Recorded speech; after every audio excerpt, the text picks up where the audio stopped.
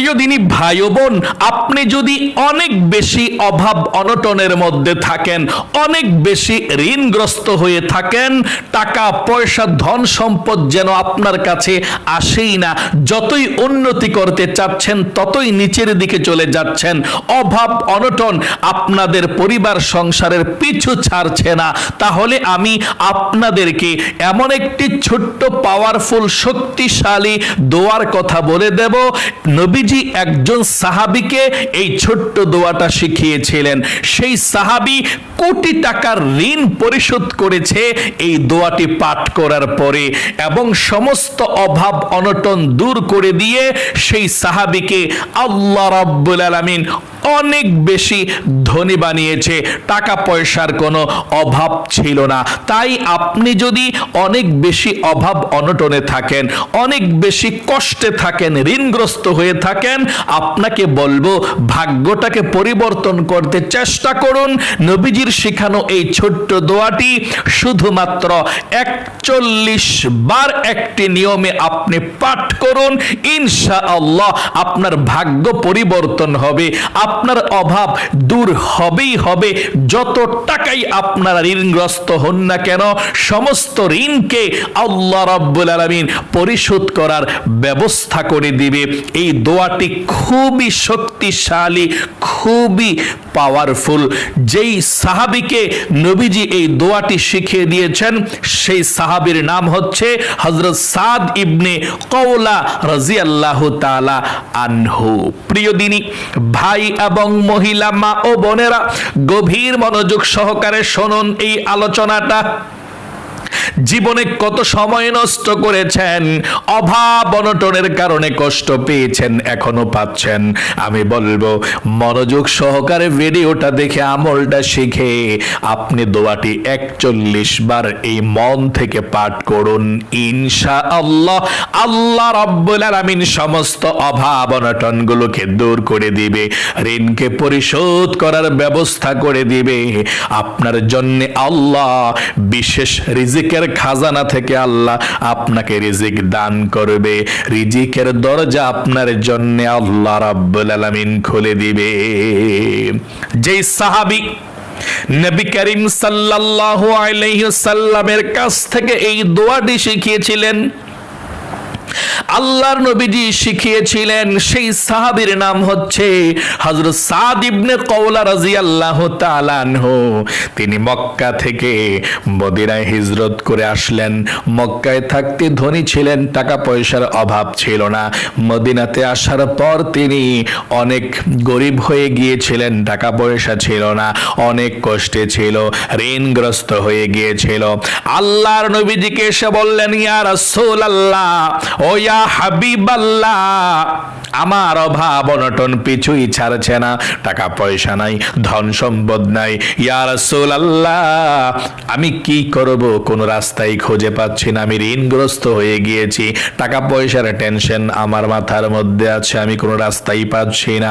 আল্লাহর নবীজি তখন এই ছোট্ট দোয়াটি শিখিয়ে দিলেন, বললেন, ইয়া সাদ ইবনে কওলা, শোনো, এই ছোট্ট দোয়াটি পাঠ করো। এই ছোট্ট দোয়াটি পাঠ করলে আল্লাহ রাব্বুল আলামিন তোমার জন্য রিজিকের ব্যবস্থা করে দিবে, তোমার রিজিকের দরজা আল্লাহ খুলে দিবে, টাকা পয়সা ধন সম্পদের অভাব অনটন আর থাকবে না। নবী করিম সাল্লাল্লাহু আলাইহি ওয়াসাল্লামের কথা মতো তিনি আমল করলেন, দোয়াটি পাঠ করলেন।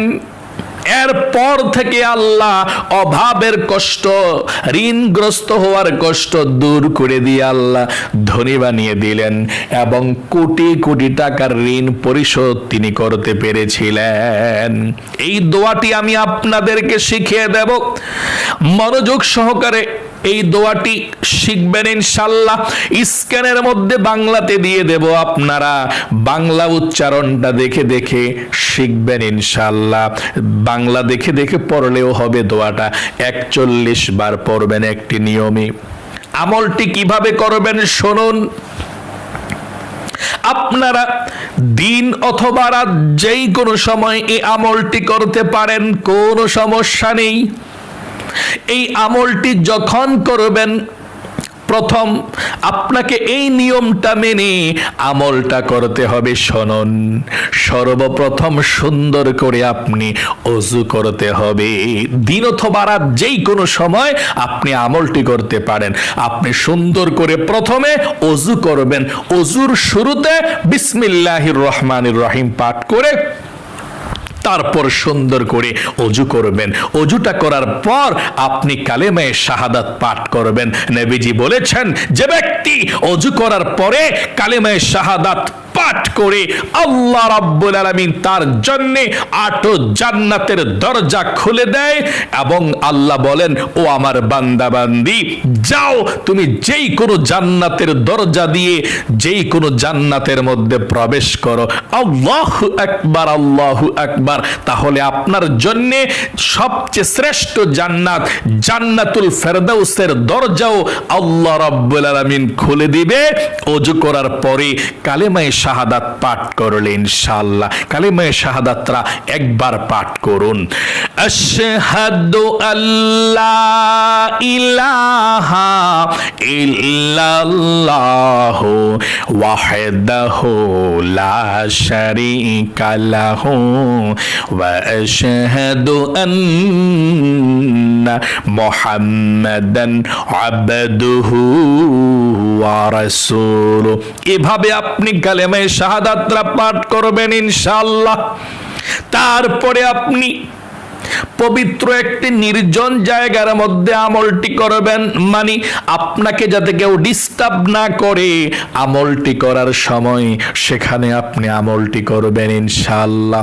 যে কোনো রুমের মধ্যেও করতে পারেন, মসজিদের মধ্যেও পুরুষরা করতে পারেন, মহিলা মা বোনেরা ঘরের মধ্যে বাসার মধ্যে করবেন ইনশাআল্লাহ।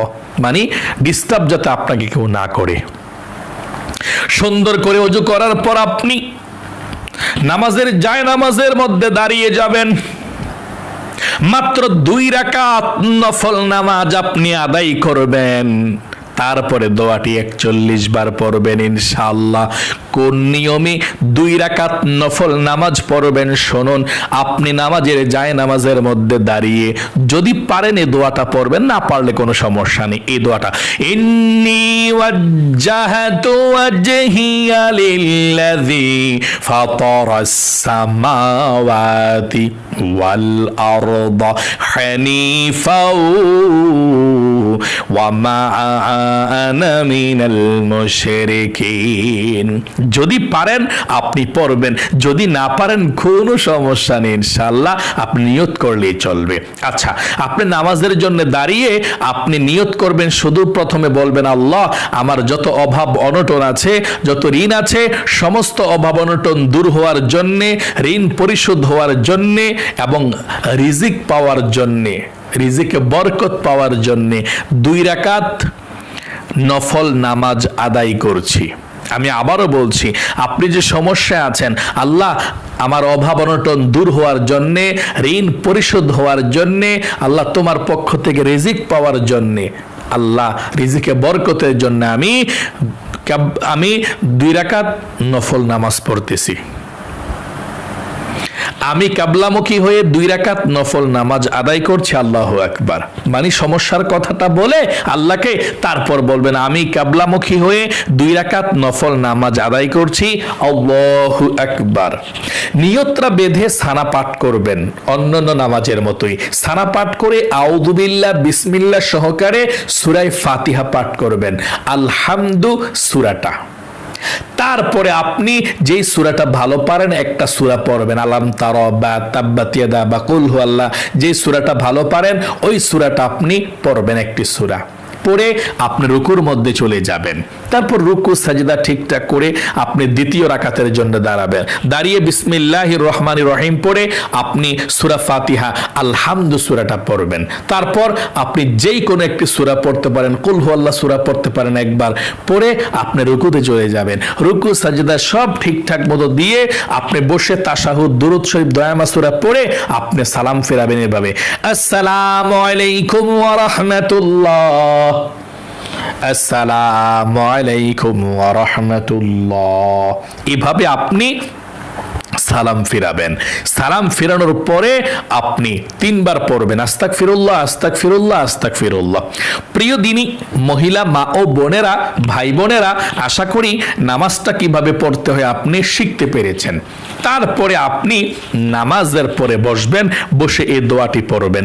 1 নম্বরে আপনি 11 বার ইস্তিগফার পাঠ করবেন। কতবার? 11 বার। এতটুকু পর্যন্ত 11 বার।